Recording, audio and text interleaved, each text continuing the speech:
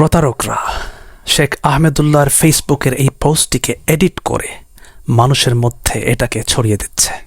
আসুন এটাকে পড়ে নেওয়া যাক।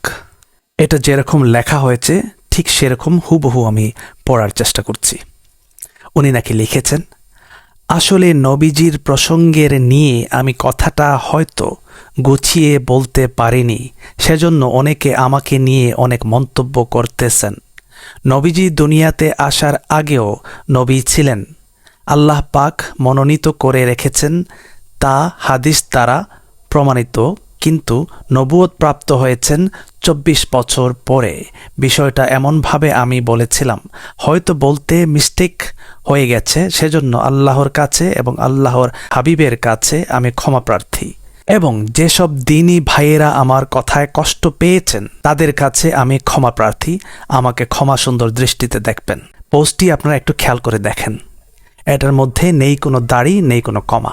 শেখ আহমেদুল্লাহ কি এতই অশিক্ষিত যে উনি জানেন না কোথায় দাড়ি দিতে হবে, কোথায় কমা দিতে হবে, কিংবা এগুলো দিতে হবে কিনা? তো আশা করি আপনারা বুঝতেই পারছেন এটার পিছনের মূল রহস্যটা কি এবং প্রতারকরা কি প্রমাণ করার চেষ্টা করছে। শেখ আহমেদুল্লাহর নামে এই পোস্টটি অনেক অজ্ঞ ভাইয়েরা শেয়ার করে যাচ্ছেন, অনেকেই এই পোস্টটিকে ফরওয়ার্ড করছেন। সহিহ হাদিস অনুযায়ী একজন মানুষ মিথ্যাবাদী হওয়ার জন্য এটাই যথেষ্ট, যদি সে যেটা শুনে সেটাই প্রচার করতে থাকে। এজন্য যে কোনো বিষয়ে যাচাই বাছাই করা খুবই জরুরি। প্রথমত, শেখ আহমেদুল্লাহর পেজটি ভালো করে দেখলে আপনি এই পোস্টটি ওনার ফেসবুক পেজে কোথাও খুঁজে পাবেন না। তো এখন আপনারা হয়তো ভাবতে পারেন বা বলতে পারেন যে হয়তো উনি এটা পোস্ট করে তারপর ডিলিট করে ফেলেছেন। তাহলে আসুন আমার দ্বিতীয় আর্গুমেন্টে। ভালো করে পোস্টটি খেয়াল করুন, কোথাও কোনো দাড়ি কমা নেই। দাড়ি কমা ছাড়া আমার মতো একজন নগণ্য মুসলিমও কোনো পোস্ট করেছি বলে আমার জানা নেই। একটা পোস্ট এডিট করে বানাতে হলেও ন্যূনতম কিছু জ্ঞান থাকা জরুরি। যাই হোক, সোশ্যাল মিডিয়াতে যাই দেখবেন তাই শেয়ার করবেন না।